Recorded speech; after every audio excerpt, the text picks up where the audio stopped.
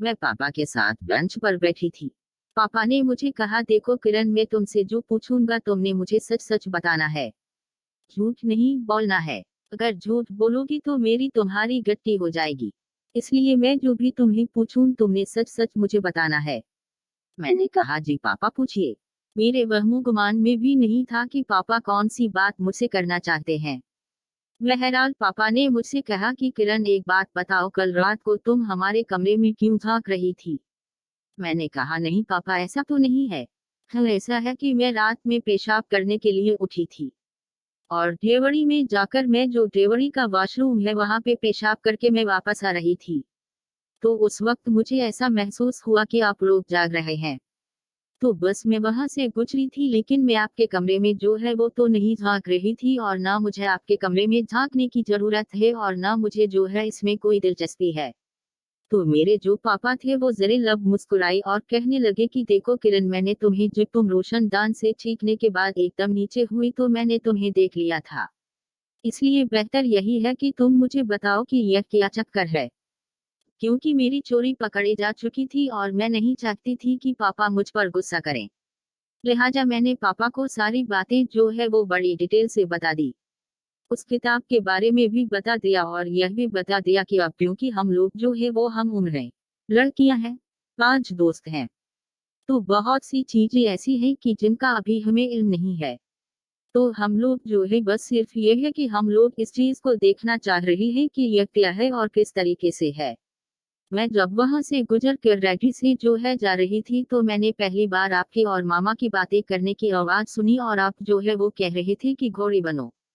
तो मैंने इस चीज को ये समझा कि शायद आप कोई चीज ऊपर रखी जो है वह उतारना चाहते हैं या फिर रखना चाहते हैं।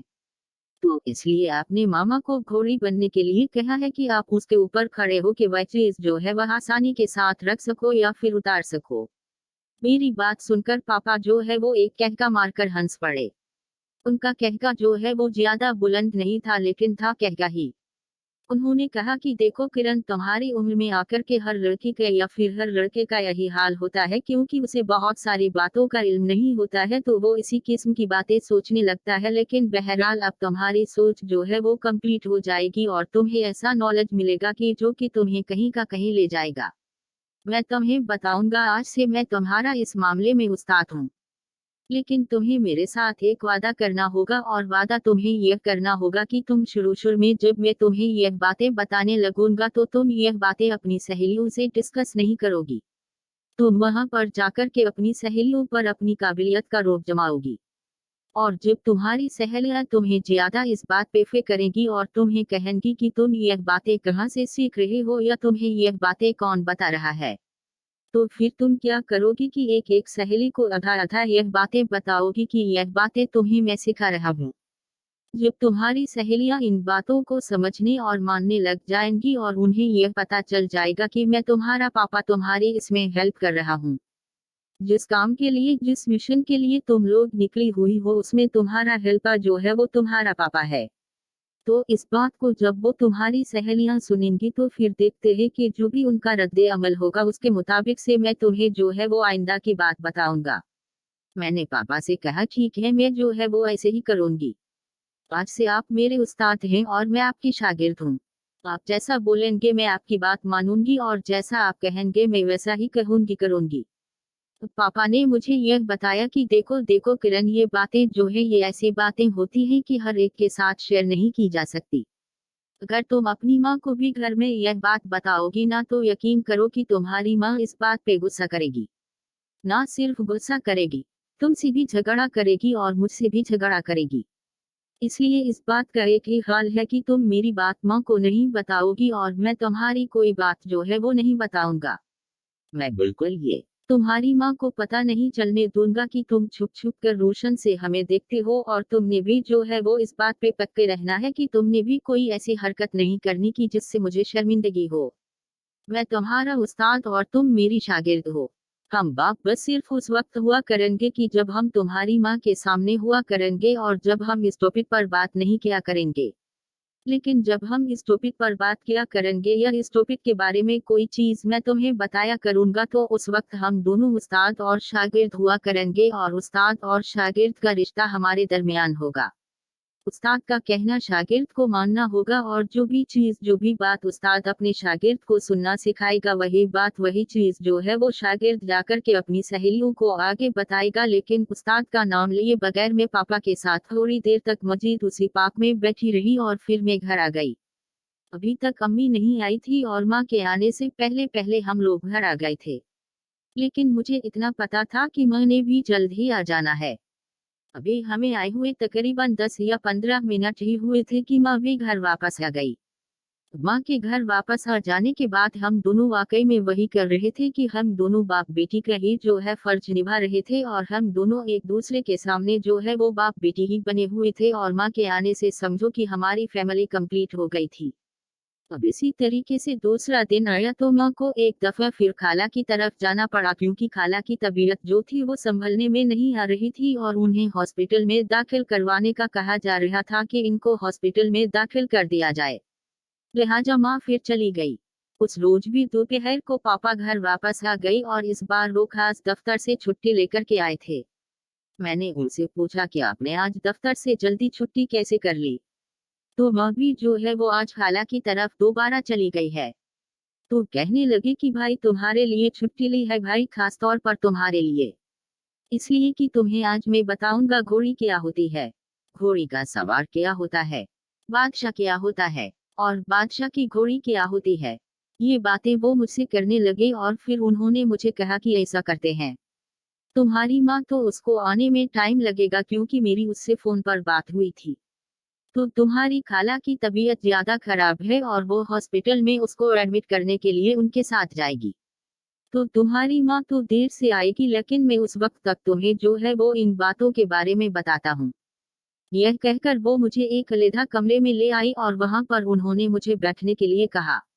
यह कमरा ना तो मेरे सोने का कमरा था और न ही उनके सोने का कमरा था।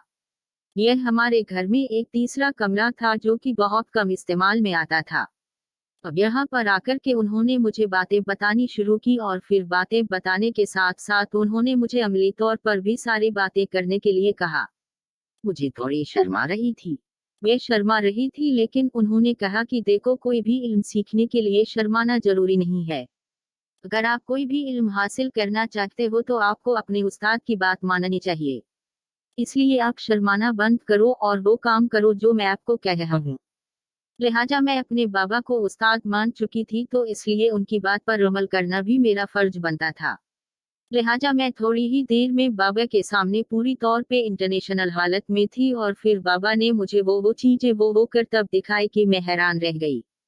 मुझे तो ये बातें पता ही नहीं थी और जो कुछ मेरे बाबा ने मुझे समझाया और बताया यह वाकई मेरे लिए बहुत ज्यादा नॉलेज के लिए काफी था।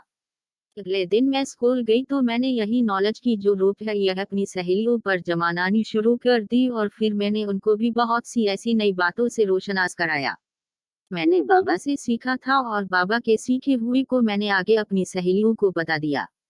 मेरी सहेलियां आंखें फाड़ फाड़ करके मुझे देख रही थी और मुझे सवाल पे सवाल किए जा रही थी।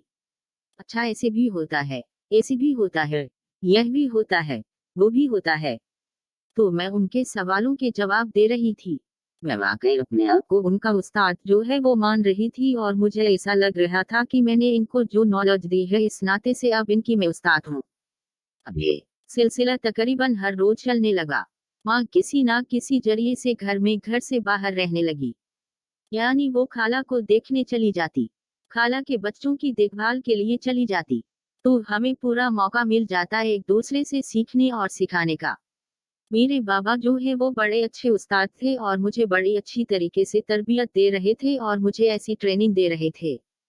फिर उन्होंने मुझे इस ट्रेनिंग में मजीद इजाफे के लिए एक सेट में मेरे पास सेट तो था उसमें उन्होंने मुझे एक मेमोरी कार्ड डाल के दिया और उन्होंने कहा कि थोड़ी तरबियत तुम्हें यहाँ से भी मिलेगी और तुम मुकम्मल तौर पर इन चीजों को समझ पाओगी। फिर क्या था जी, मैं रात में कभी मेमोरी कार्ड से कुछ चीजें देखती, कभी कोई गाने सुनती, कभी कोई फिल्में देखती, कभी कुछ नॉलेज के क्वेश्चन आंसर्स होते और बहुत सी और भी ऐसी चीजें थी जो कि मेरे सामने आ रही थी। मैंने यही सारा कार्ड जो है इसको कॉपी करके अपनी चारों सहेलियों में भी बांट दिया। शाहजमा की उसके बाद से कोई खबर नहीं आई थी कि शाहजमा ने कोई नया वाकया मुझे नहीं सुनाया था। इसी तरह मेरी जो बाकी सहेलियां थी उनको तो अभी तक इस मामले में कोई कामयाबी होती हुई नजर नहीं आ रही थी। मेरा यही सिस्टम चलता रहे और आखिरकार एक दिन ऐसा ही गया कि शाजमा रह ना सकी और शाजमा ने मुझसे पूछ ही दिया कि भाई मुझे यह बताओ कि तुम यह इतना नॉलेज ला कहाँ से रही हो। ना तो यह किताबों में मिलता है और न ही जो है वह किसी और जगह से मिलता है। तुमने जो हमें मेमोरी कार्ड दिया था उससे बहुत कुछ सीखने को मिला, लेकिन तुम जो बताती हो वो तो उससे भी ऊपरी लेवल की बातें होती हैं। तो यह तुम इतना नॉलेज जो है वो ला कहाँ से रही हो। अब मैंने शासमा से कहा वही बात जो मैंने पापा से सीखी थी, यानी जो पापा ने मुझे समझाई थी कि तुम अगर कोई तुम्हें सहेली बहुत ज्यादा करेगी तो तुम तब मेरा उसके सामने नाम लेना और मुझे मेरे बारे में बताना। फिर मैंने उसको बताया कि मेरी इस सिलसिले में मेरा भी एक उस्ताद है और वो है मेरे पापा। पापा का नाम सुनकर शाजमा का रंग उड़ गया। उसने कहा कि तुम्हारे पापा वो तुम्हें ये सब कुछ सिखाते और बताते हैं, और मैंने कहा ना सिर्फ कि सिखाते और बताते हैं बल्कि अमली तौर पर भी वो सब कुछ करते हैं। कहने लगी यह तो बहुत जो है ना अजीब है।